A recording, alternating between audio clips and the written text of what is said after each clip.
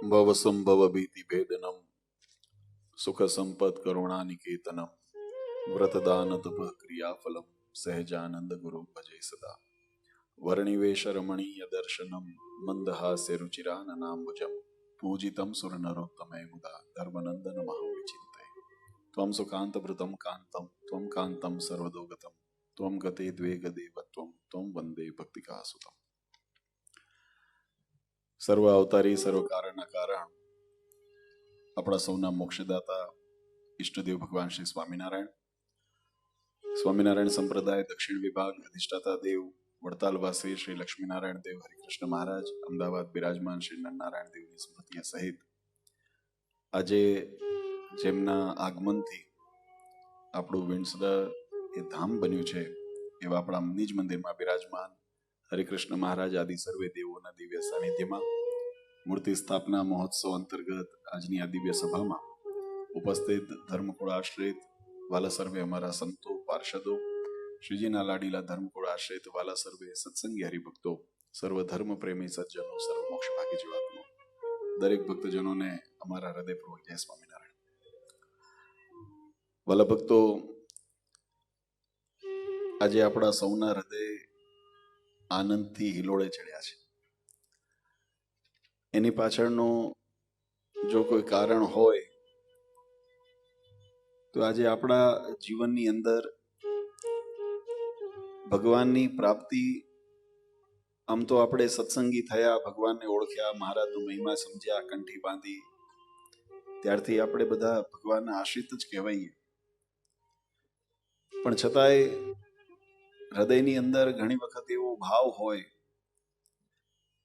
કે આપણે આપણો જે સેવાનો ભાવ છે અથવા તો ભક્તિનો ભાવ છે એ પરમાત્માના ચરણારવિંદની અંદર અર્પણ કરવો છે. અને જ્યારે આપણા કોઈ વાર તહેવાર ઉત્સવ સમયા વગેરે હોય ત્યારે આપણે એની અંદર વિશેષ યજન ભજન કરવું છે.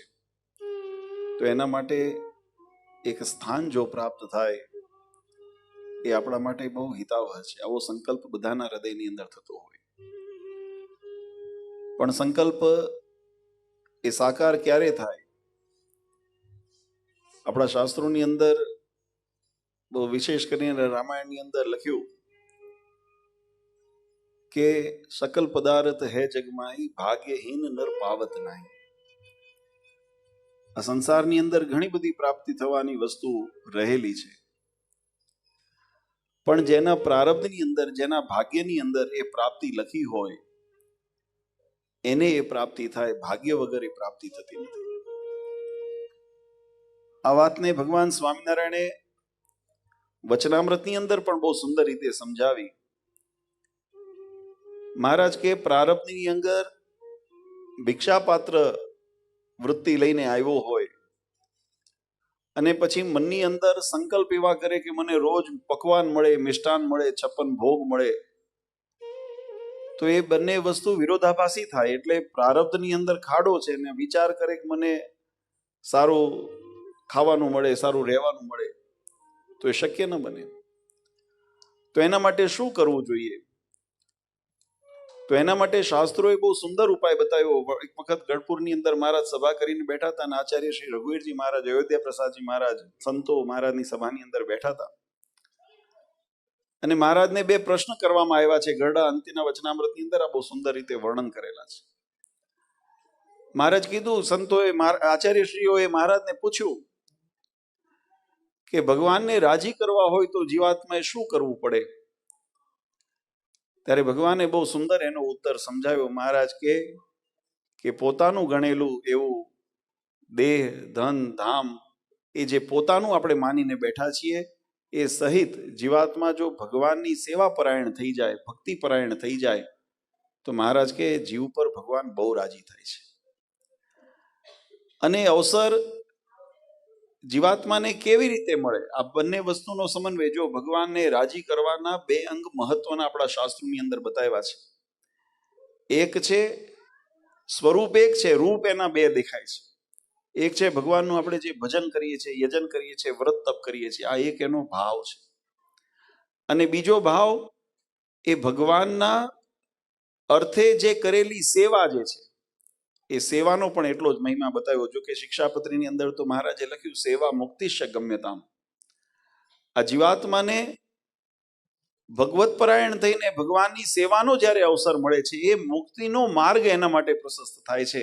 અને એ સેવા હમણાં અમે સંતોને પૂછ્યું, મેં કીધું આપણા સંપ્રદાયની અંદર પ્રસંગ એક એવો આવે કે જ્યારે મહારાજ ગઢપુરનું મંદિર બનાવતા ત્યારે મહારાજે એ વિશાળ વિમાનાકાર મંદિરનો, જે 3 માળનું મંદિર જેને ગઢપુર દર્શન કર્યા હશે એને ખ્યાલ છે, એ વિશાળ મંદિરનો જ્યારે પાયો જ્યારે એમને ખોદ્યો ત્યારે ઘણી વખત વડતાલની અંદર પણ એવો પ્રસંગ બન્યો જ્યારે બ્રહ્માનંદ સ્વામીએ પાયો લક્ષ્મીનારાયણ દેવના મંદિરનો જ્યારે વિશાળ ખોદ્યો ત્યારે ઘણાએ મહારાજને ફરિયાદ કરી કે મહારાજ આવડો મોટો પાયો ક્યારે પૂરાશે? પાયો ક્યારે પૂરાશે? પછી મંદિર નિર્માણ થાય ને, પહેલા તો પાયો પૂરવો પડે. એમ ગઢપુરનું જ્યારે મંદિર બંધાતું હતું ત્યારે દાદા ખાચર આદિ ભગવાન ઉપર નિષ્ઠા તો હતી, શ્રદ્ધા તો હતી, પણ ઘણી વખત કેવું થાય, અને અહીંયા આગળ પણ ઘણા હરિભક્તોને એવો અનુભવ થાય. પિનાકીનભાઈ મને કહેતા હતા કે માથે પ્રસંગ આવ્યો અને જ્યારે અમે જોયું બધી તૈયારીઓ કેવી છે, આપણી અહીંયા ટીમ કેવી એક્ટિવ છે, બધું અમે વિચારતા હતા તો એમ થયું ક્યારે પાર પડશે ને કેવી રીતે પાર પડશે. પણ એક વાત બહુ સુંદર વાલા ભક્તો, ભગવાન જ્યારે રીઝે ને ત્યારે એની જવાબદારી, એનું વહન ભગવાન કરતા હોય છે, આપણે કરવાનું નથી હોતું. આ બહુ મોટી શ્રદ્ધા વિશ્વાસનું અંગ છે. અને કેવી રીતે કરતા હોય તો એમાં એ પ્રસંગ આપણા શાસ્ત્રોની અંદર વર્ણન આવે છે કે જ્યારે આ વિશાળ પાયો એનો ખોદાણો, દાદા ખાચર આદિને મનમાં એક વખત એમ થયું, કરતા હરતા ભગવાનને જાણતા હતા, સર્વોપરી જાણતા હતા, મહિમા એટલો હતો, પણ છતાંય જ્યારે જવાબદારી માથે આવે ને એટલે થોડી ચિંતા થાય, કેમ પતશે, કેમ પહોંચાશે.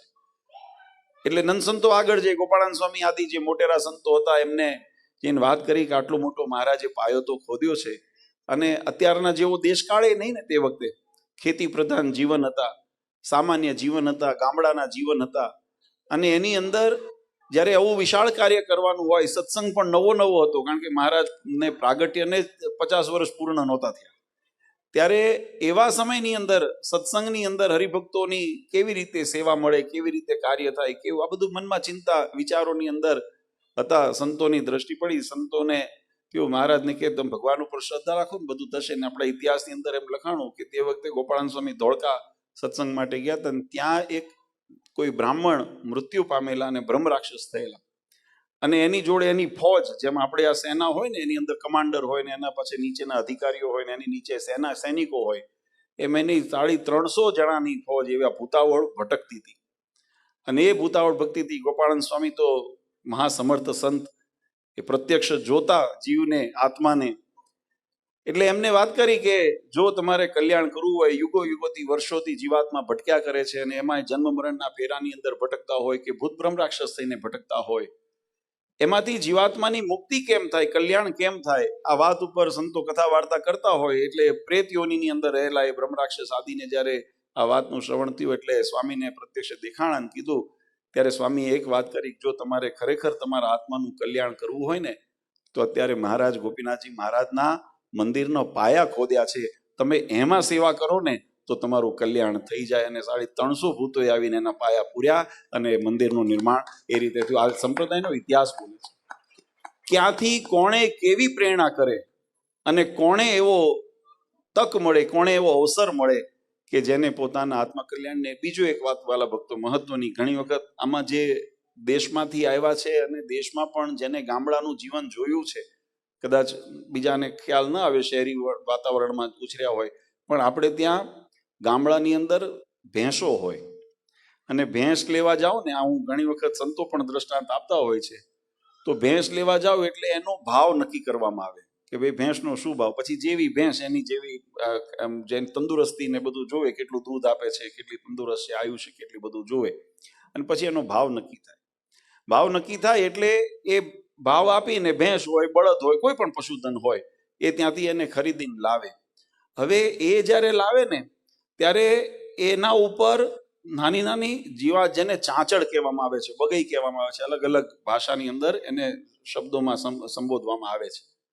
તો એ જે એના ઉપર ચાંચડ લાગેલી હોય ને, એ બગઈ, એ એના જુદા પૈસા ન ગણવામાં આવે. તમે સમજ્યા છે શું કહું છું? ભેંસ લીધી 5,000, 10,000, 15,000 તમે ભેંસ ખરીદી, પછી એના ઉપર ચાંચડ મફત આવે, એના સારું અલગ પૈસા આપવાના ન હોય, પછી એ 25 હોય ને 50 હોય ને 100 હોય. તો આપણા સંતો એમ કહેતા કે આમ તો ચારે પુરુષાર્થ જેને ધર્મ અર્થ કામ અને મોક્ષ કહીએ છીએ એની પ્રાપ્તિ માટે ભગવાનની ભક્તિ અથવા તો સત્કર્મ, પુણ્યકર્મ, દાન, તપ, વ્રત એના બધા ઉપાય બતાવ્યા છે. પણ આ સર્વથી ઉપાય જેનો શ્રેષ્ઠ બતાવ્યો એ ભગવાનનો રાજીપો જીવાત્મા ઉપર ઉતરે. જો આ ઉપાય કરો ને તો તમે ઓલી ભેંસ લીધા જેવું થાય. પછી આ સંસારના સુખના ચાંચડના જુદા પૈસા આપવા પડતા નથી, એના માટે જુદું વ્રત તપ કરવું નથી. કેમ કે ભગવાન જેના ઉપર રાજી થાય છે એને અનાયાસે સહેજે. ભગવાને કીધું, કૃષ્ણ ભગવાને અર્જુનજીને, યોગક્ષેમ મહામ્યહમ, તમારા યોગ અને ક્ષેમનું વહન અમે કરશું, તમે આ નિશ્ચિંત થઈ જાઓ. આ સિદ્ધાંત આપણને ભગવાન શ્રી હરિએ સમજાવ્યો. અને આ જ રીતે જે જીવાત્મા ભગવાનનો સેવાનો અવસર મળે અથવા તો પોતાની સામર્થ્ય પ્રમાણે ભક્તિ અને ભગવાનનું ભજન કરવાનો જ્યારે તક મળે અને જે એની અંદર સર્વસ્વ પોતાનું જે સમર્પિત કરીને સમર્પણ ભાવથી એની અંદર લાગી જાય, એના ઉપર ભગવાન બહુ રાજી થાય છે. આજે આ વાત આપણે એટલા માટે યાદ કરીએ કે વિન્સ્ટનના હરિભક્તો કદાચ સમુદાય નાનો છે, નવો છે, યુવાનો ઘણા બધા છે, કોઈ એવા આમ સમૃદ્ધિ ધ્યાન પાત્ર નથી, પણ આપણો ભાવ શુદ્ધ હતો ને, અને એમાંય આપણે વિશેષ કરીને જ્યારે ભક્તિ કરી ત્યારે ભક્તિથી ભગવાન રાજી થયા. અને ભગવાને ક્યાં ક્યાં બેઠેલા ભક્તોને પ્રેરણા કરી, પછી દેશમાં હોય તોય ભલે, અમેરિકા જેવા દેશમાં હોય તોય ભલે, કે પછી અન્યથી આપણને પ્રદેશમાં પ્રાંતમાં રહેતા હોય, પણ ભગવાને એમને પ્રેરણા કરી. અને જેમ ઓલી ભૂતાવળે આવીને પાયા પૂર્યા ને એમ આપણા પાયાની અંદર આપણને સેવા કરી ગયા. પણ એ કરીને એક વાત આપણે બધાએ પોતાના મોક્ષના ભાતા બાંધ્યા છે. આ વાત બધાએ સમજો. જેને આમાં આપણે અહીંયા કેટલાક યજમાનોને સન્માનિત પણ કર્યા છે, એમને પણ ખૂબ ખૂબ અમે અભિનંદન આપીએ છીએ. અને ઘણા ભક્તોના નામ કદાચ નહીં લેવાના હોય, કારણ કે આમાં કેવું છે કે જ્યારે યાદી બનતી હોય ત્યારે રેકોર્ડ ગોતવો પડે કે કોની કેવી સેવા છે ને કેવી રીતે. તો સહજ રીતે ફાઇનાન્શિયલ જે ટ્રાન્ઝેક્શન થયા હોય ને એનો રેકોર્ડ આપણે મેન્ટેન કર્યો હોય એટલે એ નામ તરત આંખે ચડે.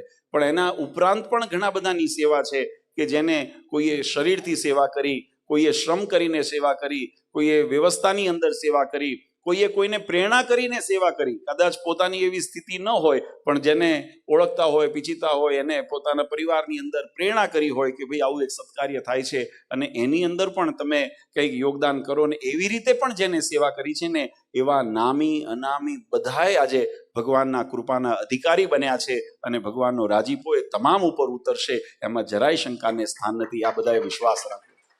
અહીંયા કદાચ નામ, મેં સવારે પણ કીધું તો અહીંયા નામ બોલાય ન બોલાય એક ઔપચારિકતા છે, કરવું જોઈએ સન્માન, અમે કરીએ પણ છીએ. પણ કદાચ કોઈનું નામ રહી ગયું હોય તો મનમાં એવું ન રાખશો.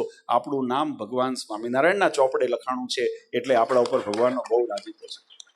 અને બીજી વાત કે આ એક પ્રકારની આપણી વાવણી છે. જે મેં શરૂઆતમાં વાત કરી ને કે પ્રારબ્ધની અંદર રામપાત્ર લઈને આવ્યા હોય અને પછી કદાચ આપણે કામના કરીએ કે આપણા પકવાનો આપણને મળે, તો મહારાજે કીધું વચનામૃતમાં કે શક્ય ન બને, એના માટે પ્રારબ્ધ સુધારવું પડે.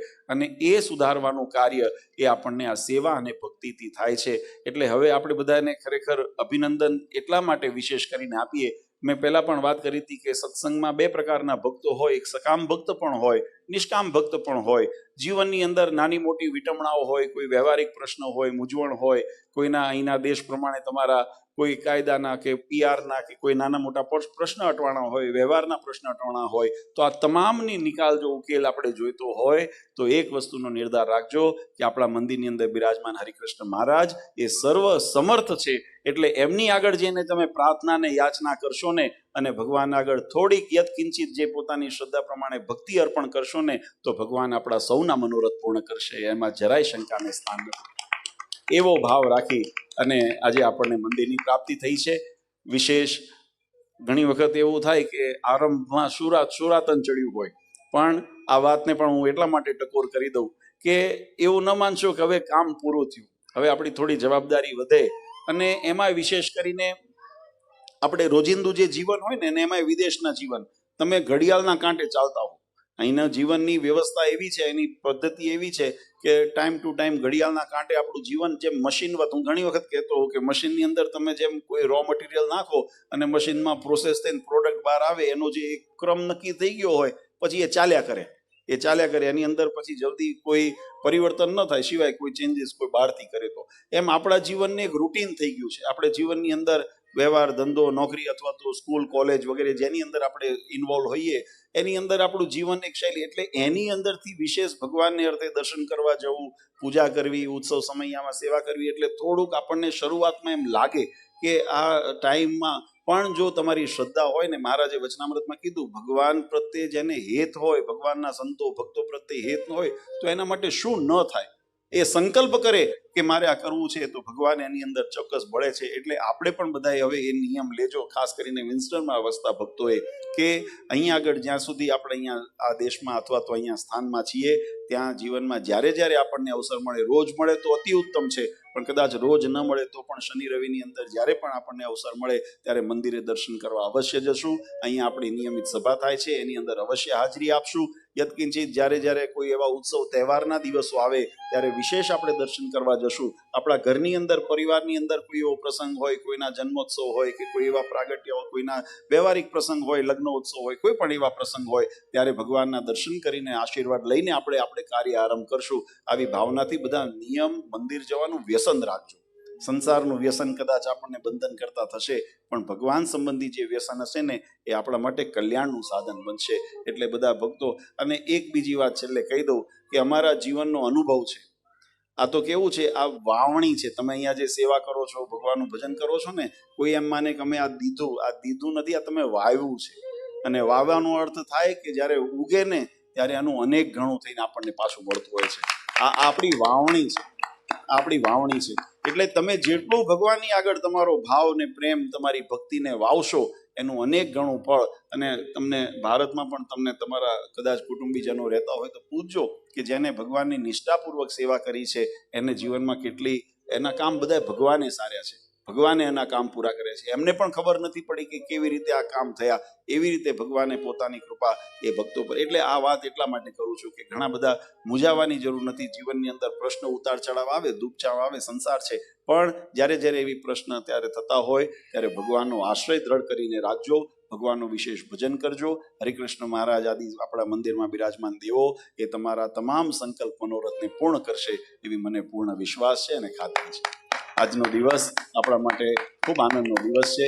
મેં કીધું એ પ્રમાણે બધાએ, અને એક છેલ્લી વાત કરી દઉં કે બધા ભક્તો સંપીને આ સત્સંગને જો આપણે આગળ લઈ જવું હશે તો એની અંદર આપણે આત્મીયતા રાખવી પડશે. અને આત્મીયતા હોય એટલે કેવું થાય, મહારાજે વચનામૃતમાં દ્રષ્ટાંત આપ્યું કે જેને પ્રત્યે મમત્વ હોય, હેત હોય ને, પછી એના કદાચ કોઈ ખોટો સ્વભાવ હોય ને તોય આપણે સહન કરતા હોય. આપણા દીકરા દીકરી હોય અને કદાચ તોફાની હોય તો શું કરીએ છીએ, આપણે ઘરની બહાર કાઢી મૂકીએ છીએ. એના સ્વભાવને સહન કરીને પણ આપણે એને પાલન પોષણ કરીએ છીએ, એને પ્રેમ આપીએ છીએ, એને લાલન પાલન કરીએ છીએ. શા માટે? આપણને એમાં આત્મીયતા છે. એમ ભગવાન અને ભગવાનના ભક્તોની અંદર જો આત્મીયતા હોય ને તો એકબીજાના સ્વભાવને, એકબીજાના વિચારોને કદાચ ક્રોસ થાય કોઈ વખત, પણ એને અદરગુજર કરી સંપીને બધા એકરૂપ થઈ અને સત્સંગની સેવાની અંદર બધા જોડીને રહેજો.